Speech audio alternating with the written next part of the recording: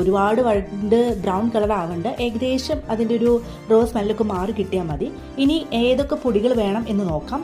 നമുക്കൊരു 1/2 സ്പൂൺ മുളക് പൊടിയും, ഒരു 1/4 ടീസ്പൂൺ മഞ്ഞൾപ്പൊടിയും, 3/4 ടീസ്പൂൺ കൊറിയാൻഡർ പൗഡറും, പിന്നെ കുറച്ച് ഗരം മസാലയും വേണം. നമ്മൾ വളരെ കുറച്ച് എരിവ് മാത്രമേ ഇതിൽ യൂസ് ചെയ്യുന്നുള്ളൂ.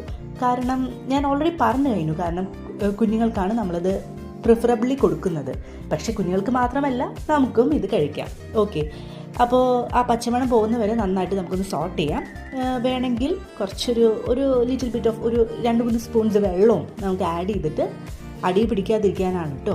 അത് നമ്മുടെ എങ്ങനെയാണ് യുക്തി അനുസരിച്ച് നമുക്ക് ചെയ്യാം.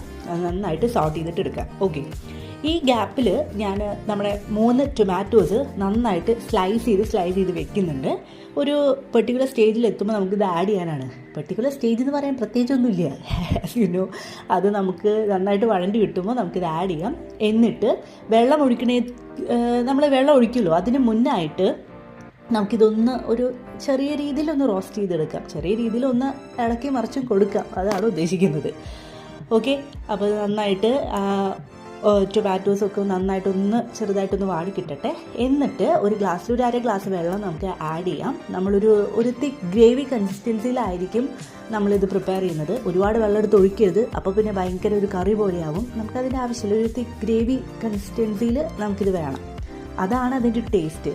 പിന്നെ ഇച്ചിരി പുളിയും മധുരമൊക്കെ ആവുമ്പോൾ കുഞ്ഞുങ്ങളിത് കഴിച്ചോളും. ഓക്കെ, ഇതിൽ വേണമെങ്കിൽ ഒരു പിഞ്ച് ഓഫ് ഷുഗറൊക്കെ ആഡ് ചെയ്യും, അല്ലെങ്കിൽ ഈ ടൊമാറ്റോ സോസൊക്കെ ആഡ് ചെയ്യും. പക്ഷെ നമ്മളതൊന്നും ചെയ്യുന്നില്ല. നമ്മൾ കുറച്ച് ബെറ്റർ ഹെൽത്തി ഓപ്ഷൻ എങ്ങനെയാണോ അതാണ് ഫോക്കസ് ചെയ്യുന്നത്.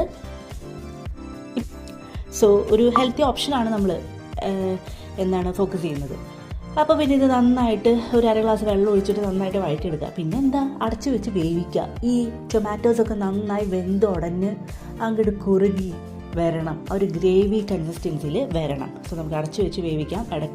ഇളക്കി കൊടുക്കുക. പിന്നെ ഒരു മീഡിയം ഫ്ലെയിമിൽ ഇട്ടാൽ മതി, ഒരുപാട് ഹൈ ഫ്ലെയിമൊന്നും വേണ്ട. കാരണം ചിലപ്പോൾ അടി പിടിച്ചാലോ, നമ്മളത് ശ്രദ്ധിക്കണം. ഓക്കെ, ആൻഡ് അങ്ങനെ നന്നായിട്ട് സോട്ട് ചെയ്യുക. പിന്നെ കറി ലീവ്സ് ഇടാൻ മറക്കരുത്. എൻ്റെ കയ്യിൽ ഇപ്പോൾ